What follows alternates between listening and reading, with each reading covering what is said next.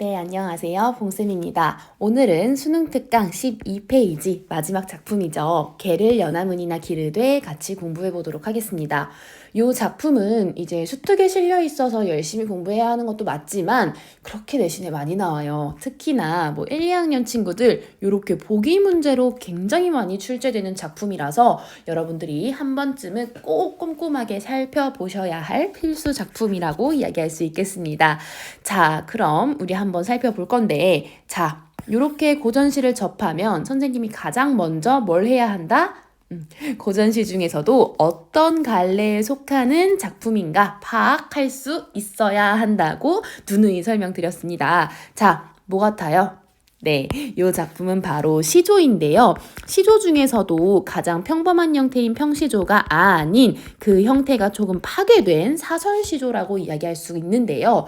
선생님이 평시조에 대해서, 그러니까 가장 평범한 형태인 평시조에 대해서 간단하게 설명을 하고 사설시조와 얼마나 차이가 있는지도 이야기해주고 본문 넘어가 보도록 할게요. 사실 여러분들이 중학교 때부터 시조를 배우잖아요. 그래서 지겹도록 들었을 것 같은데 그냥 마지막이다 생각하고 한번 들어주세요. 자, 가장 평범한 형태인 평시조는요. 이렇게 세 줄짜리입니다. 초장, 중장, 종장, 총 3장의 형태를 띠고 있고요. 음보는 요 한 장당 말의 호흡의 단위 음보가 4덩이에요. 그래서 사음보라고 이야기를 할 수 있습니다. 그리고 이 두 음보를 하나의 덩어리 1구로 보고요. 총 6개의 덩어리다. 그래서 시조는 3개의 장, 6개의 덩어리, 그 다음에 사음보의 형태를 띠고 있다. 이렇게 배웠죠. 그 다음에 뭐 한 가지 더 이야기해보자면 종장의 첫 음보는 3글자, 3음절로 고정되어 있다. 이렇게 배웠습니다. 이게 바로 가장 평범한 형태인 평시조인데요.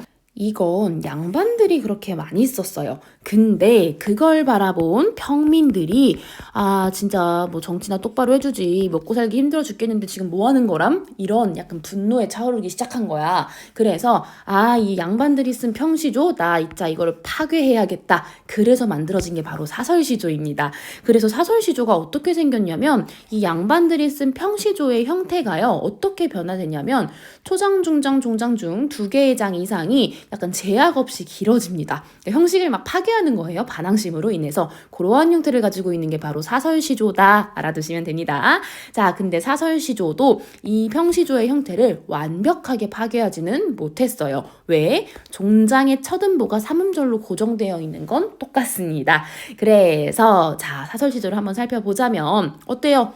초장, 중장, 종장이죠. 중장이 제약 없이 길어졌어요. 이 2줄이 아니라 너무 길어가지고 줄이 넘어간 겁니다. 자, 그리고 초장도 은근히 길어졌죠. 그래서 우린 이걸 딱 보면은 사설시조구나 확인할 수 있어야 합니다. 자, 사설시조는 뭐라고? 평민이 많이 썼다고. 근데 평민만 쓴 건 아닙니다. 평민이 주로 썼다. 그것만 알아두십시오.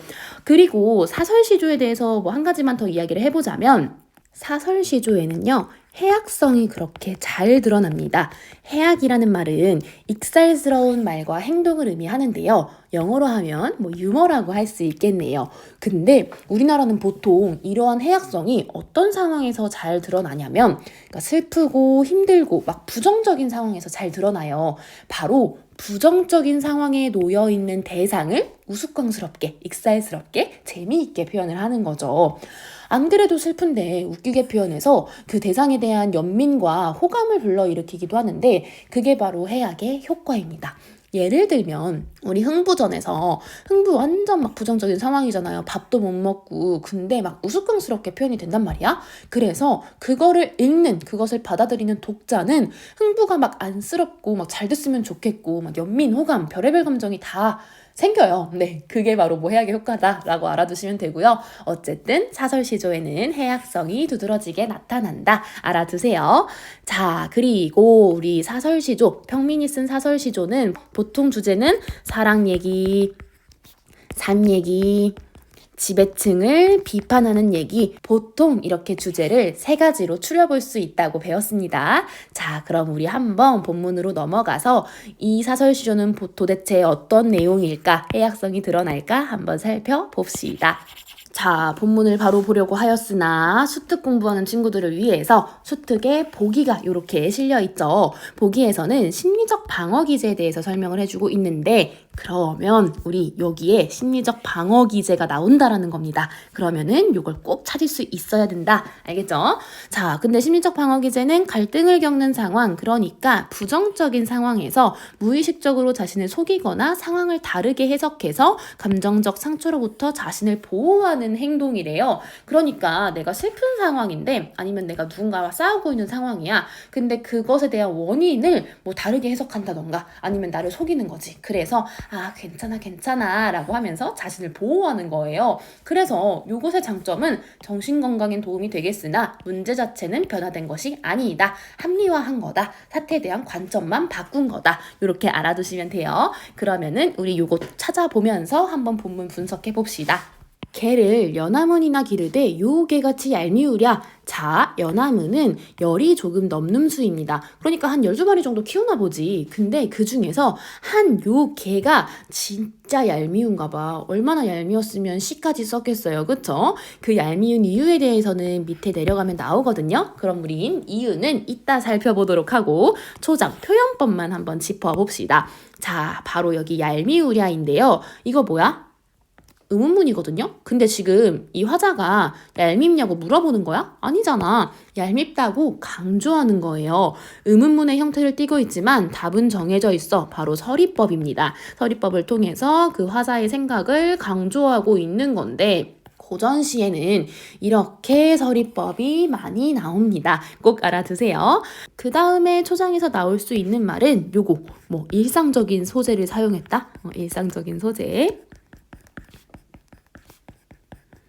그 다음에 또 뭐가 있을까? 요 개같이. 자, 요 지시어. 많고 많은 개 중에서 요게 하면서 지시하고 있는 거죠. 그 다음에는 화자의 감정이 직접적으로 표출됐다. 얄미워. 직접적으로 표출됐죠. 요 정도 문제 나올 수 있겠네요. 어쨌든 우리 초장은 이렇게 살펴봤고요. 중장 넘어가서 왜 얄미운지 한번 봅시다. 미운님 오면은 꼬리를 회회치며 찌찌랑 내리띠락 반겨서 내닫고 고운님 오면은 뒷발을 버동버동 무르락 나으락 캉캉 짖어서 돌아가게 한다. 그래서 얄밉다라고 이야기를 하고 있는데 자 봐. 미운님이 오면 어떡해? 미운님은 뭐야? 내가 싫어하는 님인 거잖아. 미워하는 님. 근데 이 사람이 오면은 꼬리를 막 치면서 뛰었다가 내려갔다 막 반기인데요. 난 이 사람 싫은데 막 반겨주고 있어. 근데 고운님, 그러니까 내가 사랑하는 곱디 고운님이 오면 어떻게 하냐면 뒷발을 버동버동 물러갔다 나아갔다 캉캉 짖어서 돌아가게 만든대요. 그래서 나는 이 개가 얄밉다라고 이야기를 하는 거예요. 자, 그럼 이거 무슨 이야기겠어요, 여러분들? 사랑 이야기겠죠. 이게 지배층 비판은 아닐 거 아니야. 지금 딱 보니까 요 개가 얄미운 거는 내가 좋아하는, 내가 사랑하는 임이 오면 막 짖어가지고 막 문전박대 해가지고 그래서 싫어하는 거잖아. 그래서 요거는 사랑 이야기라고 이야기할 수 있겠네요. 그쵸? 자, 그래서 개가 미웠나 봐요. 그럼 우리 한번 표현법 살펴보겠습니다. 표현법이 굉장히 많거든요. 지금 딱 보니까 미운님이 오면은 요렇게 하고요. 고운님이 오면은 요렇게 한다. 이거 뭐예요? 네, 대조적인 상황이죠. 그래서 대조법이 사용되었다. 이렇게 이야기할 수 있을 거고 그 다음에는 미운님 오면은 요렇게 하고 고운님 오면은 요렇게 하고 유사한 문장 구조가 나란히 반복되고 있죠. 그래서 대구법이 사용되었다. 이렇게 이야기도 할 수 있을 겁니다. 대구법은 꼭 유사한 문장 구조가 나란히 반복돼야 돼요. 그 다음에는 지금 보면은 뭐뭐 오면은 이런 것들이 반복되고 있으니까 반복법도 되겠죠. 근데 여기 중장의 표현법이 많아요. 그래서 한번 더 볼게요. 자, 지금 보면은 여기서 꼬리를 회회치며 여기는 형광펜 칠게요. 꼬리를 회회치며 쥐티락 뇌리띠락 반겨서 내닫고 뒷발을 버동버동 무르락 나르락 캉캉 짖어서 자, 여기에서는요 바로 음성상징어가 사용이 됐는데요. 음성상징어는 소리나 모양을 나타내주는 말입니다. 그래서 우리 소리를 나타내면 의성어라고 하고 모양을 나타내면 의태어라고 하는데요. 지금 이것들 소리랑 모양을 나타내주고 있는 거예요. 꼬리를 회회치는 모양. 그쵸? 그리고 뛰어갔다 내려갔다 하는 그러한 모양을 나타내주고 있는 거고, 버동버동도 뒷발을 막 버동버동 치는 모양을 나타내주는 거고, 무르락 나으락은 물러갔다 나아갔다 하는 그러한 모양을 나타내주는 거고, 캉캉은 소리죠. 의성어입니다. 요렇게 음성 상징어를 사용하고 있다. 이게 가장 큰 특징인데요. 자, 이러한 음성 상징어를 쓰면요, 여러분들 운율감을 형성합니다. 그쵸? 그 다음에 뭔가 진짜 앞에서 걔가 막 뛰어다니는 것을 막 보고 있는 것 같은 생동감을 불러일으킵니다. 그래서 보통 음성 상징어를 쓰면은 운율감, 생동감이 짝꿍처럼 붙어 다니는데요. 근데 여기서는 이 작품에서는 한 가지 더 추가할 게 있습니다.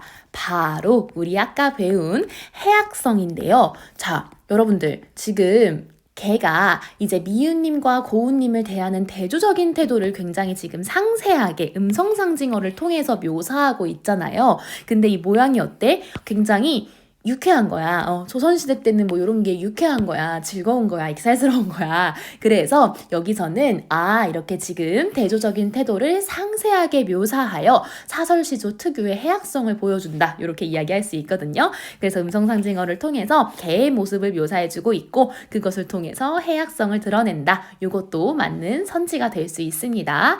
자, 그러면 우리 마지막 쉰밥이 그릇그릇 봅시다. 자, 쉰밥이 그릇그릇 난들 너 먹일 줄이 있으랴. 쉰밥이 여러 그릇이 막 이렇게 쌓여 있다고 한들 너 먹일 것 같아? 안 먹일 거야 라고 하면서 걔의 그 얄미운 행동에 대한 대응을 보여주고 있죠. 자, 여기서 표현법은 바로 똑같이 우리 초장과 똑같이 서리법이 사용이 됐네요. 의문문의 형태지만요, 물어본 거 아니에요. 강조한 거예요. 그 다음에 지금 여기서는 표현법 너가 있는데요. 이건 내가 뭐라고 할 것 같아요?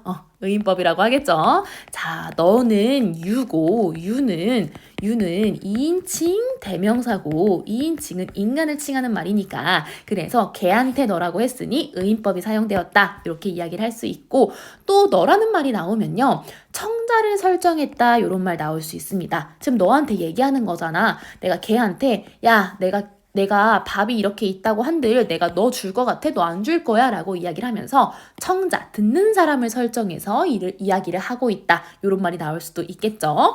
그래서 뭐 청자를 설정했다. 말을 건네는 방식이다. 이런 식으로 나올 수 있습니다. 말을 건네는 방식. 네, 이렇게 나올 수 있겠네요. 그래서 요 시는 초장에서는 얄미운 개에 대한 원망을 보여주고 있고, 중장에서는 그 원망에 대한 이유를 보여주고 있고, 그 다음에 마지막 종장에서는 그 개의 얄미운 짓에 대한 대응을 해주고 있다라고 봐주시면 됩니다. 사랑 이야기예요. 한마디로 말해서 연정가입니다. 사랑을 이야기한 연정가다. 이렇게 알아두시면 되는데요. 이 시에서 하고 싶은 말이 한 가지가 더 있거든요. 여러분들 빈자리에다가 한번 써봅시다. 자, 요 시에서는요, 갈등의 이중성이 잘 드러납니다. 자, 갈등의 이중성. 그러니까 요걸 다른 말로 하면 갈등의 이중적 구조 뭐 이렇게 이야기를 할 수도 있는데, 이게 무슨 말이냐? 지금 여기에서는 어떤 갈등이 보여지고 있어요? 지금 이 개가 너무 얄미워서 이 개랑 지금 막 혼자 속으로 싸우고 있잖아. 얄미워서 밥 안 줄 거라고 하면서 개와의 갈등을 보여주고 있습니다. 한마디로 말해서요, 표면적으로는 개와의 갈등을 보여주고 있어요. 개를 원망하면서 개한테 내가 사랑하는 님을 못 보는 이유는 바로 너 때문이야 라고 이야기를 하면서 개에게 그 책임을 전가해주고 있죠. 옮겨버리고 있어요. 근데 사실은 그 속에 있는 이면적인 갈등은 누구랑 지금 대립되고 있는 거겠어요? 고운님이겠죠.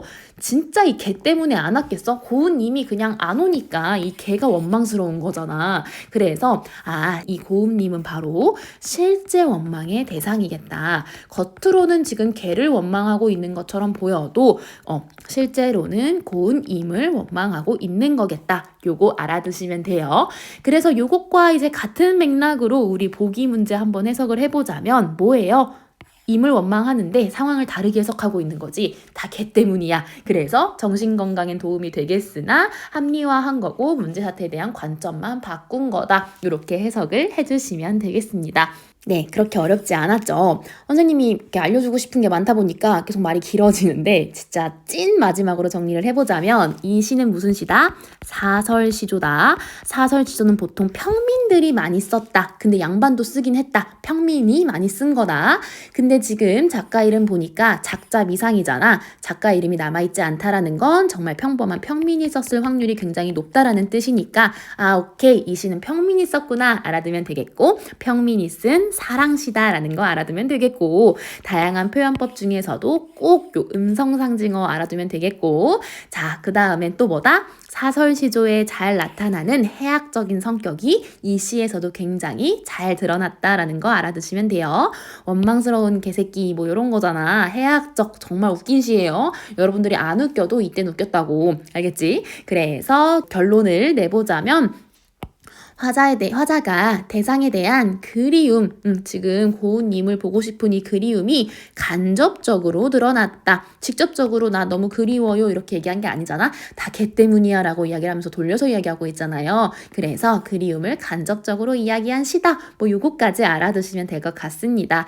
더 궁금한 사항 있으면 댓글로 작성을 해주시면 답변 달게요. 네, 수고하셨습니다.